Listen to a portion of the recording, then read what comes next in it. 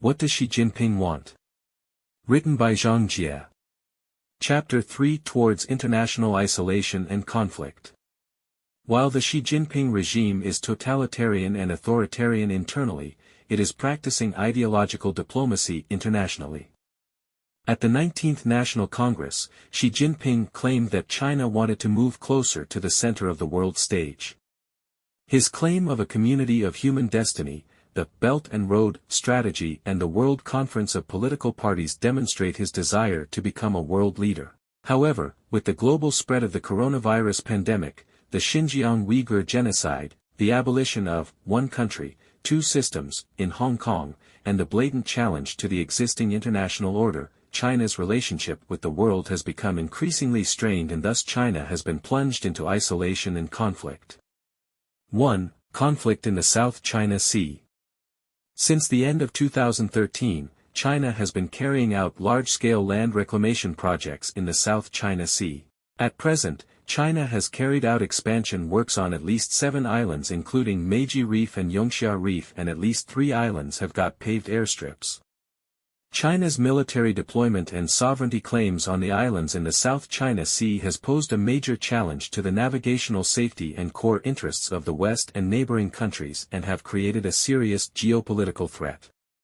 According to the World Maritime Council, 25% of global maritime shipping goes through the Malacca Strait and the South China Sea to all the continents. In fact, China's 60% of the foreign trade traffic, more than 85% of Japan and South Korea's oil and 90% of U.S. trade in Western Pacific raw materials have to pass through the region.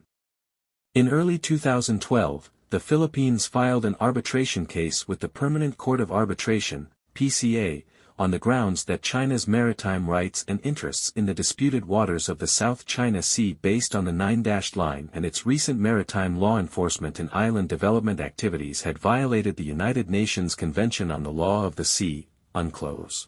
On July 12, 2016, in the absence of China, the 5 arbitrators of the tribunal unanimously ruled that China did not have historical rights to natural resources in the South China Sea based on the Nine-Dashed Line under UNCLOS. The tribunal also found that China's land reclamation in the South China Sea has caused irreparable damage to the environment and demanded that the Chinese government must stop its activities in the South China Sea. On July 23, 2020, the Australian government submitted a statement to the United Nations expressing its opposition to any Chinese sovereignty claims that were in conflict with the 1982 UN Convention on the Law of the Sea, particularly maritime claims that did not comply with the convention's baseline, maritime zone and character classification provisions. Australia's statement rejected the historical basis for China's sovereignty over the South China Sea, saying it was inconsistent with international conventions on the law of the sea and was invalid under the 2016 South China Sea arbitration case. Both the Trump and Biden administrations have clearly not recognized China's sovereignty claims in the South China Sea //.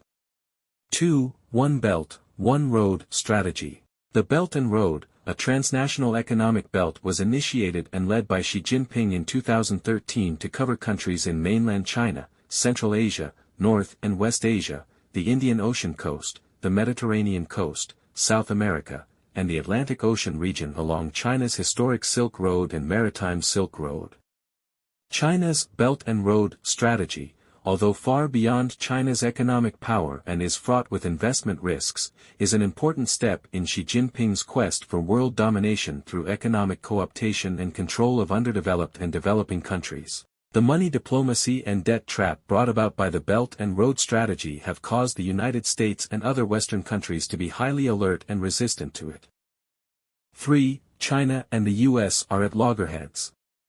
When Trump entered the White House in 2017, Xi Jinping believed that the United States had declined and that the world's trend of rising in the East and falling in the West was unchangeable.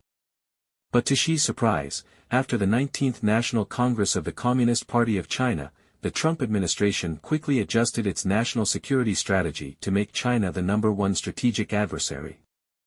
In early 2018, Trump launched a trade war, imposing high tariffs of 25% on the Chinese exports to the United States. The Chinese government also immediately took tough trade countermeasures. As the confrontation between China and the United States expanded from trade to technology and ideology, the U.S. ended its engagement with China policy that had begun during the Nixon era. In 2020, former U.S. National Security Advisor O'Brien stated in a speech that as China had become more affluent and stronger, he also believed that the CCP would become enlightened and would satisfy Chinese people's growing needs and desires for democracy. In hindsight, this was a bold and purely an American idea. Unfortunately, this miscalculation led to the biggest failure in U.S. foreign policy since the 1930s. How did we make this mistake? How could we not see the CCP for what it is? The answer is simple, because we didn't pay attention to the CCP's ideology. We have closed our eyes and ears to the wishful thinking that these party members are nothing more than members in name only. Now let's set the record straight, the CCP is a Marxist, Leninist party. Xi Jinping, the party's general secretary, sees himself as the successor of Stalin. On July 21, 2020, the United States closed the Chinese consulate in Houston. On July 24, China closed the U.S. consulate in Chengdu. In January 2021, the Biden administration took office, inheriting the Trump administration's policy toward China, adding a joint alliance to confront China. From the Indo-Pacific quadripartite dialogue mechanism to the signing of the new Atlantic Charter by Britain and the United States, the G7 summit, NATO summit, EU summit, to Biden's meeting with Putin in Geneva, Biden's strategy toward China is becoming clearer: stabilize the Indo-Pacific, support Taiwan, loosen Japan. Unite with allies. Unite with Russia to control China. So far, both U.S. and Chinese ambassadors have left, but neither has yet sent a new ambassador. For Meng Wanzhou incident.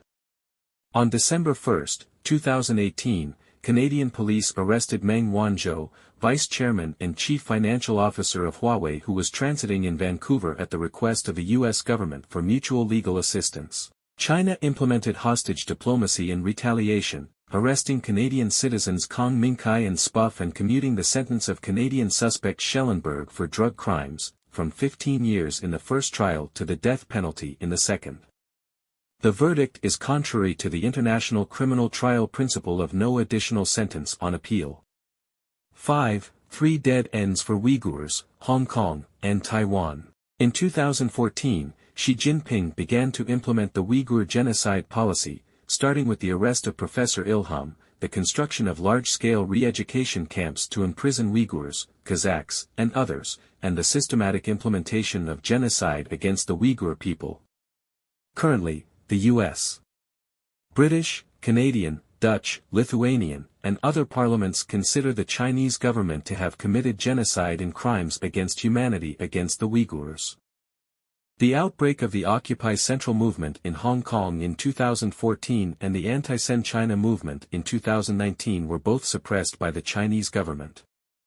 2020 saw the introduction of the Hong Kong National Security Law by the Chinese National People's Congress and the amendment of the Hong Kong electoral system in 2021. The One Country, Two Systems in the Sino-British Joint Declaration and the Hong Kong Basic Law have been abolished de facto. After the DPP took power in 2016, Tsai refused to recognize the 1992 consensus and accepted One Country, Two Systems.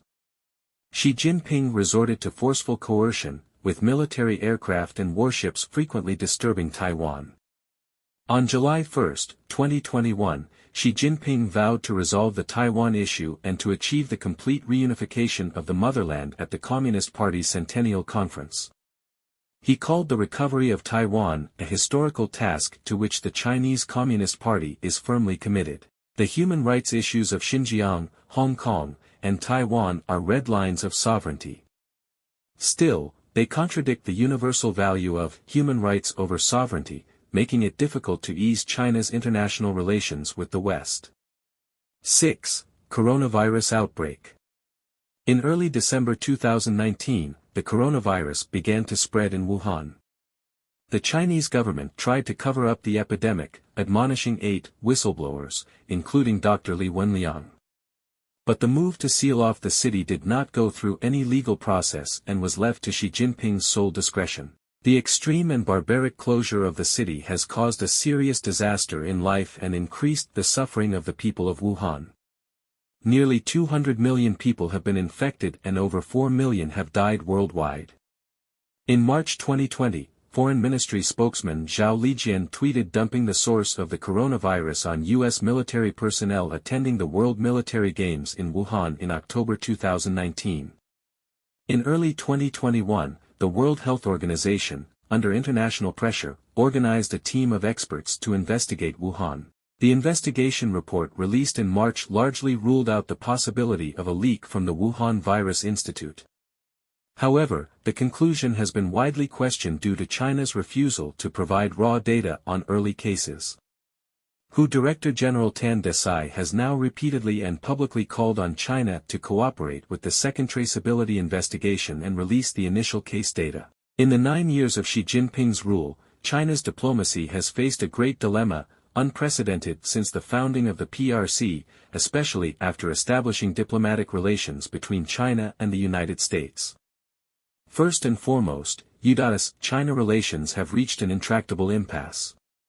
There is now an unprecedented consensus between the two parties in the United States, left-center-right figures, and pro-Chinese and anti-Chinese factions, unanimously advocating a containment strategy against China's development and expansion in the world. The Biden administration has formed an international democratic alliance to address the Chinese challenge jointly.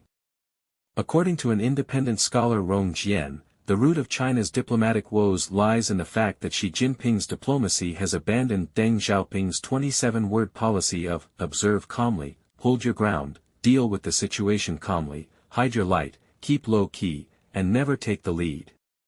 Xi has adopted an ideologically oriented diplomatic line. He has pointed out that the overall root of China's ideological diplomacy is its ideological bias against U.S. diplomacy. China has long established the United States as the general representative of hostile forces overseas from a specific ideology. By using North Korea, Syria, Iran, and Russia as friends and confronting Japan, China has drawn the line entirely against the United States, seeing America's enemies as friends and America's friends as enemies. The essence of China's ideological diplomacy is China's values diplomacy. The core of these values is that communism must be achieved, socialism must win over capitalism, China must lead the reorganization of the world order and China must replace the United States as the new leading country in the world.